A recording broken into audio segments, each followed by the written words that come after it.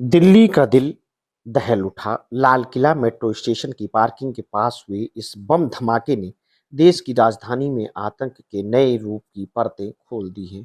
यह हमला केवल एक विस्फोट नहीं था, बल्कि शिक्षा, पेशा और आतंक के बीच खतरनाक गठजोड़ की वो तस्वीर है, जिसने जांच एजेंसियों को भी हिला दिया है। इस साजिश में शामिल सभी चेहरे किसी गली मोहल्ले के अपराधी नहीं, बल्कि डॉक्टर हैं। वो पेशा जिसे जीवन बचाने की शपथ दिलाई जाती है, वही कुछ लोग उसी ज्ञान का इस्तेमाल जान लेने के लिए कर रहे थे। सवाल उठता है, आखिर वो कौन सी विचारधारा है जो एक डॉक्टर को आतंकी बना देती है। इस पूरे नेटवर्क के तीन अहम किरदार हैं। अनंतनाग का डॉक्टर आदिल अहमद, फरीदाबाद में विस्फोटक तैयार करने वाला डॉक्टर मुजम्मिल शकील और संदिग्ध हमलावर डॉक्टर उमर मोहम्मद।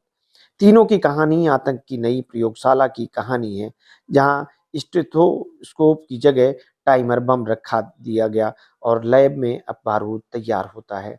शुरुआत हुई डॉक्टर आदिल अहमद से, जिसने श्रीनगर में खुलेआम जैसे मोहम्मद के पोस्टर लगाए। जब सीसीटीवी और सर्विलांस ने उसकी पहचान की, तो 6 नवंबर को सहारनपुर से उसकी गिरफ्तारी हुई। वहीं से वो धागा जुड़ा फरीदाबाद के डॉक्टर मुजम्मिल शकील तक। पुलिस जब धौंज इलाके में पहुंची, तो 360 किलो विस्फोटक, 20 टाइमर और 2 असॉल्ट राइफलें बरामद हुई। आगे जांच बढ़ी तो 2500 किलो से ज्यादा विस्फोटक का जखीरा मिला। सवाल ये है कि देश की राजधानी से सटे इलाके में इतना बड़ा बारूद भंडार कैसे इकट्ठा हो गया और किसी की निगाह में नहीं आया। इस नेटवर्क की महिला कड़ी है डॉक्टर सकीना, जिसे जैश ए मोहम्मद की महिला विंग जमात उल मोमिनात की भारतीय कमान दी गई थी। पाकिस्तान में इसकी प्रमुख सादिया अजहर है, मसूद अजहर की बहन और कांधार हाईजैक के मास्टरमाइंड यूसुफ अजहर की पत्नी। यानी ये सिर्फ भारत के अंदर का नहीं, बल्कि पाकिस्तान से संचालित एक संगठित नेटवर्क का है, जो अब डॉक्टर और शिक्षित तबके को अपनी एक वैचारिक गिरफ्त में लेने की रणनीति पर काम कर रहा है। तीसरा नाम है डॉक्टर उमर मोहम्मद का, जो इस हमले का फिदायनी हमलावर माना जा रहा है। सीसीटीवी फुटेज में ये व्यक्ति नजर आया है, जो कार में बैठा था, जिसने लाल किला मेट्रो स्टेशन की पार्किंग में बम धमाका किया।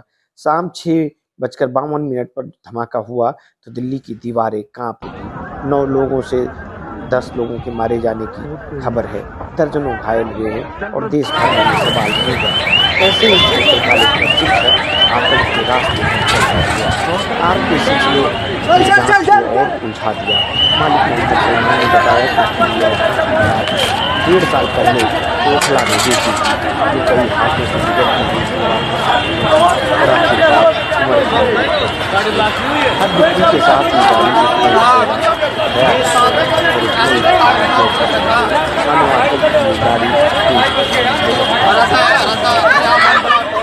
इस पूरी साजिश का बौद्धिक इंतजार बताया जा रहा है जम्मू कश्मीर के अंसार गजावत उल हिंद का याशिर, जिसने इन डॉक्टरों का ब्रेनवाश किया। यही वो खतरनाक पहलू है जो देश की सुरक्षा के सामने नई चुनौती पेश करता है। अब आतंक केवल सीमाओं तक नहीं, बल्कि विश्वविद्यालयों और अस्पतालों की दीवारों में भी घुस चुका है। दिल्ली धमाके ने एक बार फिर ये साबित किया है कि आतंक अब केवल धर्म या सीमा का सवाल नहीं, बल्कि विचार की बीमारी बन चुका है। अगर डॉक्टर तक आतंक की विचारधारा में डूब सकते हैं, तो इसका अर्थ है कि समाज के अंदर कहीं न कहीं वैचारिक विष फैल चुका है। सरकारें इस पर कितना ध्यान देगी, खुफिया एजेंसियों की निगरानी कितनी कारगर है, और क्या शिक्षा अब वाकई इंसान को बेहतर बना रही है, या कुछ लोगों के लिए वो केवल विनाश की तकनीकी बन चुकी है। यही वो सवाल है जो इस धमाके की राख से उठते हैं।